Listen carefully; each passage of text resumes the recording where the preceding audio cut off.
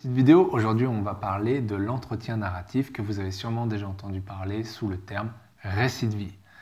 Je réponds à une question qui m'a été posée sur les techniques et les méthodes de collecte de données. Donc cette vidéo sera plus particulièrement sur de la technicité en fait de la recherche, comment on fait de la recherche. On va voir les bases, la structure un petit peu de l'entretien narratif, la différence avec les entretiens classiques et surtout la différence avec la biographie ou l'autobiographie qui est souvent au cœur du débat à propos de cette méthode de collecte de données.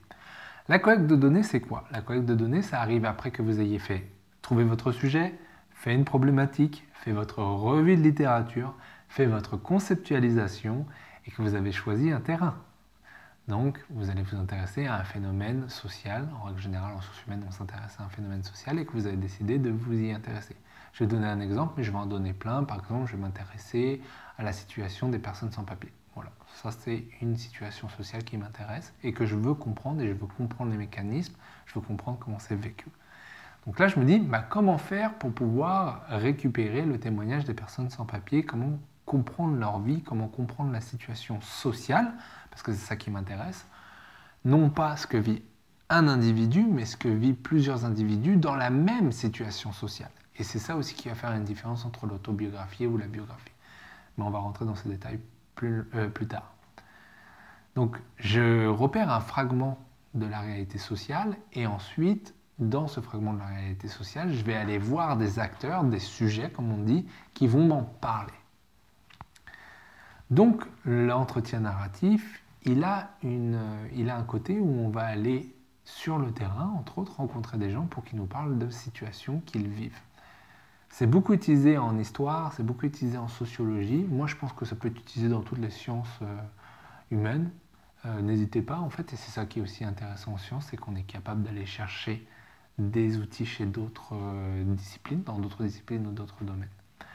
Donc, l'entretien narratif, quelle différence avec d'autres entretiens? C'est qu'il y a des entretiens qui peuvent être uniquement descriptifs, par exemple, ou explicatifs. Il y a différentes méthodes il y a différentes méthodes d'entretien. Je vous conseille de lire des livres de méthodologie là-dessus. Ils vont vous expliquer un petit peu la structure et différents points. Celui que moi j'ai choisi dans cette vidéo, c'est bien sûr le narratif.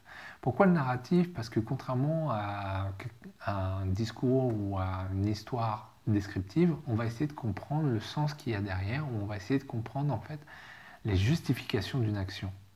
Donc quand on est dans le descriptif, c'est je me suis levé, j'ai mangé, j'ai pris le métro, j'ai été travailler. Mais ça n'explique pas pourquoi on le fait. Mais si je rajoute par exemple je me suis levé, j'ai pris le métro, etc. pour pouvoir payer les médicaments de ma mère, là tout de suite on est dans une autre sphère, une autre dynamique. C'est ça qui est intéressant de voir et c'est ça qui est intéressant de comprendre. Pourquoi on a souvent présenté une opposition entre la biographie ou l'autobiographie et le récit de vie? C'est parce que aussi, pendant très longtemps, le récit de vie, c'était quelque chose de lourd, et dans le récit de vie, on entend quelque chose de total, de toute la vie d'une personne. Ce qui n'est plus vraiment le cas, en fait. On peut très bien s'intéresser à des bouts d'une vie d'une personne sans prendre toute la vie. Et donc, comme au début, il y avait cette espèce de ressemblance, connivence entre la biographie et le récit de vie, souvent, ça a été... discrédité quelque part par les chercheurs comme méthode, même si ça revient de plus en plus grâce aux méthodes qualitatives. Alors, une biographie ou une autobiographie, c'est raconter l'histoire de quelqu'un ou raconter l'histoire de soi-même. Et un des premiers facteurs qui en fait une différence avec le récit de vie, c'est que si je prends juste l'autobiographie, déjà c'est un travail que je fais tout seul. Je décris ma propre vie. Si c'est une biographie, c'est une vie que je vais décrire à quelqu'un d'autre. Un des problèmes centraux majeurs avec ces deux-là, c'est qu'on cherche toujours à avoir une belle image de soi dans une biographie ou une autobiographie, et on va toujours présenter les choses d'une certaine manière, avec une certaine réflexivité, qui fait qu'on aura toujours tendance à montrer une belle facette de nous. Ça ne veut pas dire que ça n'existe pas dans le récit de vie, mais je vais expliquer ensuite pourquoi c'est différent. Ensuite, très souvent, dans une biographie ou une autobiographie, on va se servir de supports, d'archives, de photos, C'est un peu le travail que font les historiens d'ailleurs. On peut faire tout de suite et facilement une analogie. Un historien qui décrit la vie d'un homme célèbre, mort ou présent, il va collecter des données, des archives, des récits, des entretiens. Il va collecter tout ça et à partir de tout ça, il va écrire une histoire générale de cette personne-là. L'historien, comme la personne qui fait la biographie, elle a un seul sujet, une seule personne. Et en plus, dans cette seule personne ou ce seul sujet, il va y avoir une posture subjective imposée par l'historien. Donc en fait, c'est pour ça qu'il y a autant d'historiens parfois sur une personne, sur Napoléon. Par exemple, il y a plein de livres, il y a plein de biographies de Napoléon. Elles sont toutes différentes, même si elles prennent les mêmes éléments, même si elles parlent des mêmes phénomènes. Ce qui parfois fait la différence, c'est que dans certains cas, les historiens disent il ne pouvait être que Napoléon, c'était son destin, voici tel et tel et tel et tel indice qui font que c'était pour lui. Tandis qu'un autre historien peut prendre une posture et dire en fait, c'est complètement du hasard, il y avait telle et telle possibilité, et finalement il a pris cette possibilité-là, qui a ouvert un autre type de possibilité, et montré qu'en fait c'est complètement du hasard pur. Après, il y a une vraie subjectivité de l'historien qui montre un petit peu comment le récit peut être orienté. Et c'est pas grave, ça fait partie aussi du travail de se positionner en tant que chercheur et dire c'est sûr que ça va être orienté. Dans la biographie ou l'autobiographie, normalement aussi, la personne, elle se laisse aller quelque part. Elle parle, elle raconte sa vie. Il y a quelques structures en fait qu'on retrouve aussi dans le récit de vie. Donc il y a l'enfance, ensuite il y a l'adolescence, l'âge adulte. Donc il y a quelques grandes étapes à passer qui sont normales dans la biographie. Mais surtout, c'est pas orienté. La personne qui va écouter et retranscrire la biographie de la personne, elle n'est pas orientée en fait dans sa manière de faire son histoire. Tandis que quand on arrive avec un entretien narratif, c'est orienté. Quand je vais rencontrer une personne pour lui dire « Racontez-moi votre vécu comme réfugié syrien avec la guerre en Syrie », je ne m'intéresse pas à toute sa vie et en plus j'arrive et j'oriente tout de suite l'entretien. Ça, c'est une énorme différence. La biographie, quelque part, et l'autobiographie est beaucoup plus ouverte, même si après elle est retravaillée par la personne qui est le héros ou le sujet principal, que l'est l'entretien narratif. L'entretien narratif, on arrive avec, comme tout entretien, on arrive avec une grille d'entretien, on arrive avec des thèmes qu'on veut parler, on arrive avec une structure et on va aborder ces thèmes-là principalement. Et il y a des thèmes qu'on n'abordera peut-être pas. Par exemple, si vous vous intéressez aux mamans qui viennent de divorcer, mère monoparentale. Vous allez poser la question de comment elle vit sa vie de maman après le divorce, mais peut-être aussi vous allez faire un lien avec son enfance pour voir quelle était la relation avec les parents, mais vous n'allez peut-être pas tout faire. Peut-être que l'adolescence, ça n'a pas d'intérêt, ou le début de sa vie professionnelle n'est peut-être pas intéressant. Donc c'est ça aussi, c'est que quand on arrive dans un entretien narratif, on arrive préparé, on arrive avec une stratégie. Et je vais parler un petit peu plus de cette stratégie, on va parler aussi un petit peu de la structure qui fait tout ça. Je vous ai parlé d'entretien narratif et on va donner un petit peu cette idée que l'entretien narratif, ça s'intéresse, surtout dans une perspective en sciences humaines, ça s'intéresse à un fragment du réel. Ça s'intéresse à une situation sociale, ça s'intéresse à une situation qui est collective. Donc on peut très bien s'interroger comme avec des objets de recherche ou des phénomènes de recherche qui peuvent être les enfants de la DAS, les personnes sans papier, ça peut être les handicapés mentaux, ça peut être les gens en prison. La liste est très longue. Donc ça peut être plein de choses. Et vous n'allez pas particulièrement vous intéresser à une personne pour comprendre comment cette personne fonctionne, comme on peut le voir en psychologie, mais vous allez plutôt essayer de comprendre comment ce phénomène social, qui est par exemple, comme je disais, la vie de la personne qui est sans papier, la situation sociale d'être sans papier, est vécue, fonctionne, s'articule, etc., qui permettent de comprendre les mécanismes de ce phénomène social. Ce n'est pas les mécanismes de la personne qu'on cherche, c'est les mécanismes du phénomène social. Et ça, c'est très différent et ça, c'est très important. C'est pour ça que je vous dis que l'entretien, il est quelque part dirigé, influencé par le chercheur. Alors, comme tous les entretiens, il y a toujours le débat de la véracité. Est-ce que ce que la personne nous dit est vrai ou pas vrai ?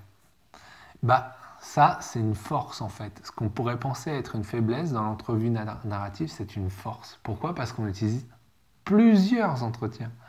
C'est plusieurs personnes qui nous racontent une situation de guerre, de crise économique, etc. Donc ce qui va se passer, c'est que quand on va mettre en commun ces entrevues, on va pouvoir gratter et éliminer un petit peu la partie qui serait le plus fictionnelle de tout ça. Et c'est sûr que c'est quelque chose qui va revenir constamment. La question de la véracité dans les entretiens est tout le temps là, parce qu'on dit qu'il y a beaucoup de types de médiation qui viennent intervenir. Une médiation, c'est un filtre. Donc, par exemple, la mémoire, des fois, on ne se souvient plus très bien. Ça peut être aussi des jugements sociaux, des jugements moraux. On a de la honte ou on a de la fierté au contraire. On peut aussi modifier la manière dont on a perçu ce qu'on a vécu. Qu'est-ce qu'il y a d'autre? Il peut y avoir, comme je dis, du jugement moral, il peut y avoir aussi un jugement personnel sur la situation de l'époque. Donc oui, il y a des filtres, et oui, c'est sûr que ça va teinter, si on veut, l'entretien.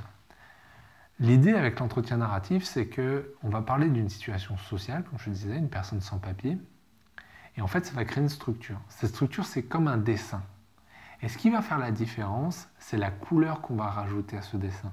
En fait, tous ces filtres et toutes ces médiations sont en réalité les couleurs que les gens vont mettre dans cette discussion et dans cet entretien. Mais le dessin, la structure de ce dessin, elle sera toujours là. Et c'est ça qu'on cherche à repérer. Surtout en sciences humaines, on cherche à repérer ces récurrences, on cherche à récupérer ces analogies, on cherche à récupérer ces structures, on cherche à récupérer ce qui est commun. Donc la question de la véracité, on en a un petit peu parlé et on voit à quel point c'est un enjeu qui revient tout le temps. Peut-être vous, ça vous est même arrivé de, je sais pas moi, raconter une histoire de votre enfance et dire bah, j'étais bête à l'époque, je m'en suis pas rendu compte. Là, vous avez mis un filtre et vous avez teinté ce qui s'est passé. Vous avez rajouté une couleur, vous avez mis une couleur. Quand on parle et quand on pense l'entretien narratif, il faut toujours réfléchir à ce qu'on pourrait appeler les 3 ordres de la réalité. La réalité, dans un entretien ou dans un discours ou dans quelque chose qui est raconté par quelqu'un, elle est composée, surtout dans cette manière de penser l'entretien, avec 3 points, 3 ordres. Donc le premier, c'est la réalité histo-empirique, donc ce qui est vraiment arrivé, le réel. Donc il y a eu la Révolution française, il y a eu un vrai événement socio-empirique, donc quelque chose qui est concret et historique. Le deuxième, c'est ce que la personne a vécu. Donc, comment elle a vécu cet événement-là. Et le troisième ordre de la réalité, c'est la manière dont elle est discutée avec la personne avec qui elle va en parler, avec le chercheur, le journaliste. Donc, c'est ce qu'on appelle la réalité discursive. Là, c'est à ce moment-là qu'on voit qu'il y a encore d'autres types de médiation qui peuvent arriver parce que le chercheur peut mal comprendre ce que la personne dit. Le chercheur peut aussi teinter ce qui a été dit. Si vous avez eu par exemple des entretiens journalistiques, peut-être que ça vous est déjà arrivé et je vous souhaite que ça vous arrive. Vous allez voir à quel point parfois vos propos peuvent être transformés ou coupés ou sortis de leurs propos, de leur contexte. Donc je vous invite à vraiment vivre cette expérience-là un jour à propos des médias. Donc, je vais récapituler. Il y a le réel, ce qui s'est vraiment passé. Il y a ce que la personne a vécu et ce qu'elle en a pensé. Et finalement, il y a ce qu'elle en a discuté. Il faut avoir ça en tête quand on fait cet entretien-là et comprendre que oui, les médiations existent, mais qu'elles existent pour tout le monde. Et ce qui est intéressant, c'est de voir par de la médiation les sujets, les objets, les thématiques qui reviennent constamment et qui sont communes à chacun. Désolé, je vais répéter plein de fois commune parce que c'est ce qui la différencie énormément de la biographie, par exemple. Aussi, une biographie, c'est plus long et c'est un travail sur une personne, ça peut être très compliqué. Donc, c'est ça. Aussi, ce qui est important avec une structure narrative, c'est que c'est une structure diachronique. Donc, elle est faite d'événements qui évoluent dans le temps. Donc, si je suis un ex-enfant de la DAS, par exemple, des services sociaux, comme on dit au Canada, ça évolue dans le temps. J'ai été peut-être quand j'étais bébé, quand j'étais enfant, quand j'étais adolescent, donc il y a toute une évolution de tout ça qui montre une évolution. Donc on utilise le terme diachronique, qui est une manière scientifique et complexe de juste dire il y a des étapes dans le temps. Alors, on est des chercheurs, quand on a ramassé les données, on essaye un petit peu de comprendre ce qui se passe, et on dit souvent qu'il y a 3 fonctions d'un récit de vie. La première, c'est la fonction exploratoire. J'essaie de déterminer et de délimiter mon sujet. La deuxième, c'est la fonction analytique. J'ai déterminé mon sujet, maintenant je vais l'alimenter. Et la troisième, c'est la fonction explicative. C'est celle qui va donner les clés du mécanisme social que vous essayez de décrire. On va donner un exemple. Je cherche à comprendre la compassion. J'ai fait mes entrevues. Dans l'entrevue exploratoire, je vais définir à travers le propos des gens, parce qu'il y a ce que votre revue de littérature vous donne comme définition, et il y a ce que les gens vous donnent comme définition. C'est ça, la partie exploratoire sert à mettre ces 2 réalités ensemble pour faire, pas un compromis, mais pour faire une fusion, pour faire une...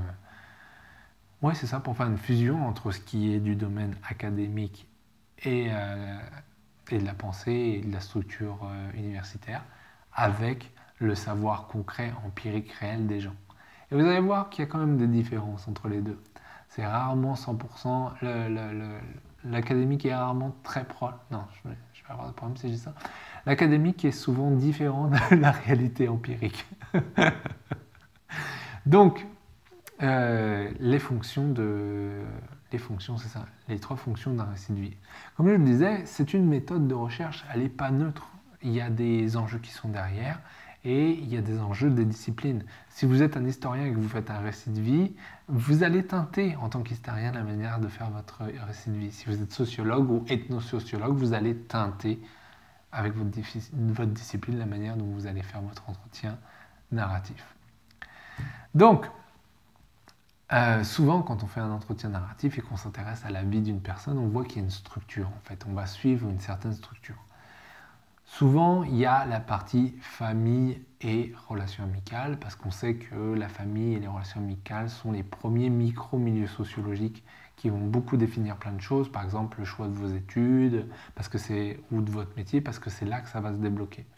Ensuite, il va y avoir l'insertion professionnelle, il va y avoir l'école, bien sûr, l'influence de l'école. Puis ensuite, il va y avoir l'insertion professionnelle, donc j'ai fini l'école et je fais une recherche d'emploi. Et on sait avec les statistiques que 50% des gens, 50 c'est énorme, 50% des gens ne font pas le travail qui correspond à leurs études. Donc, on peut voir aussi que cette influence-là. Ensuite, il y a la vie professionnelle, bien sûr, qui rentre en compte et qui va ensuite gérer tout le reste. On peut avoir plusieurs vies professionnelles dans une vie professionnelle, bien sûr. Et puis, ça dépend, si vous vous intéressez à des gens beaucoup plus âgés, il y a aussi la retraite. Mais si vous vous intéressez, par exemple, aux parfumés, aux gens qui font des parfums, bah, vous allez voir un petit peu comment ils ont évolué dans la vie, au début à travers leur famille, puis leur choix de formation professionnelle, puis ensuite quand ils sont rentrés dans une grande enseigne ou qu'ils ont créé leur propre petite entreprise, etc., etc., etc. Et vous allez voir que si on s'intéresse au domaine des parfumiers, l'ensemble des femmes, parce que moi c'est ça qui m'intéresse, ce qui m'intéresse c'est la partie commune et donc sociale de tout ça, je veux savoir qu'est-ce qu'il y a en commun entre tous ces parfumeurs. Qu'est-ce qui fait que qu'il y a un collectif autour de ça?